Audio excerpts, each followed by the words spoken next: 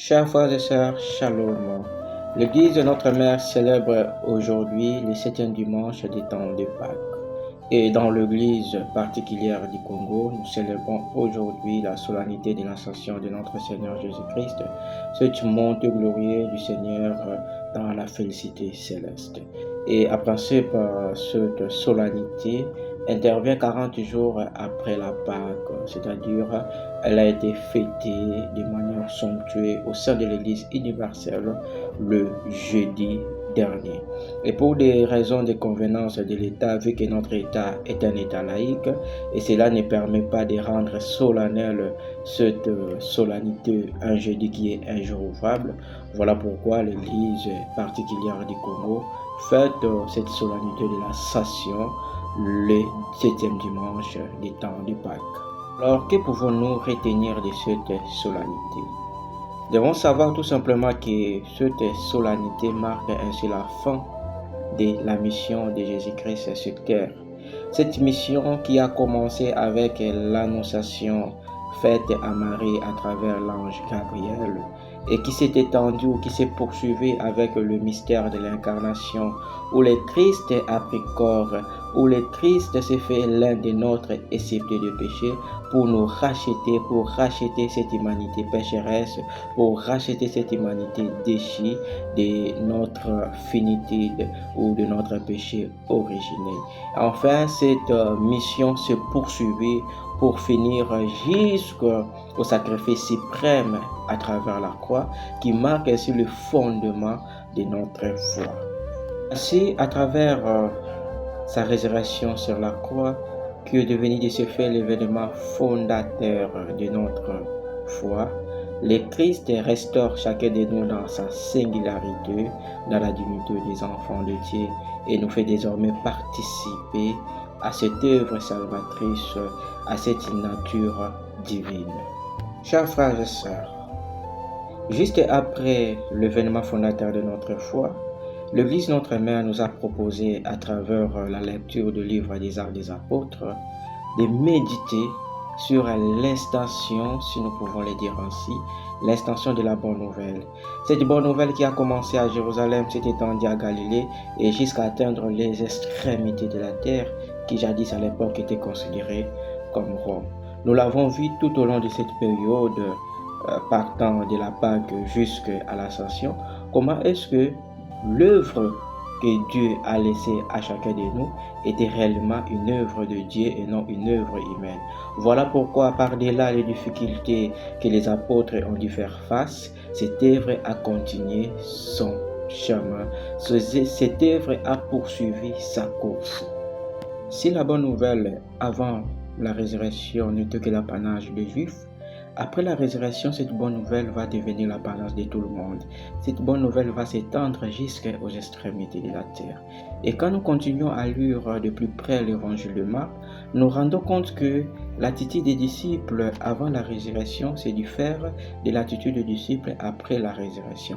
Avant la résurrection, pour illustrer, les disciples avaient une attitude d'incompréhension dans la mesure où ils n'arrivaient pas à saisir la portée de la mission de Jésus-Christ. C'est Christ qui s'est présenté à eux comme étant un serviteur souffrant. Or, eux, dans leur attendement, ils s'attendaient à un Messie qui viendrait le libérer de l'occupation et de l'oppression romaine. Après la résurrection, les disciples vont réellement saisir l'essence ou la nature de la mission de Jésus-Christ. Voilà pourquoi aujourd'hui, le Christ leur envoie à mission. Quand nous lisons l'évangile selon le témoignage de Saint Marc, tiré au 16e chapitre, du 15e au 20e verset, Jésus-Christ envoie les 11 apôtres à mission et leur dit: allez dans le monde entier, proclamez l'évangile à toute la création. Celui qui croira et sera baptisé sera sauvé. Celui qui refusera de croire sera condamné. À travers cet envoi à mission, le Christ énonce de ce fait deux conditions qui conditionnent, si nous pouvons le dire ainsi, notre salut. La première est celle de la foi et la deuxième est d'accepter le baptême. Et seulement à ces conditions que nous pouvons affirmer, comme Saint Paul l'a fait au soir de sa vie, je vis, ce n'est plus moi qui vis, c'est le Christ qui vit en moi. Chers frères et sœurs, le Christ aujourd'hui retourne vers son Père, non pas pour se reposer, mais pour nous préparer un endroit où à la fin du temps, nous tous serons appelés à participer à cette félicité céleste.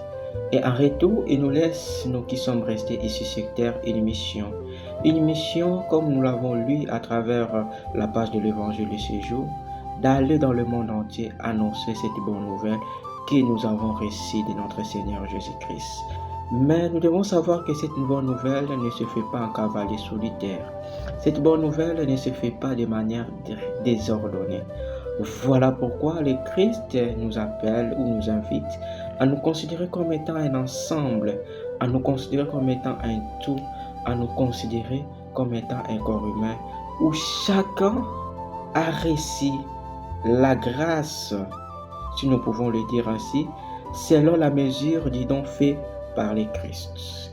Et quand nous lisons la deuxième lecture d'aujourd'hui tirée de la lettre de Saint Paul apôtre aux Éphésiens, au 4e chapitre du 1er jusqu'au 13e verset, le Christ nous rappelle que dans cet ensemble, dans ce corps humain, chacun de nous est appelé à jouer un rôle spécifique.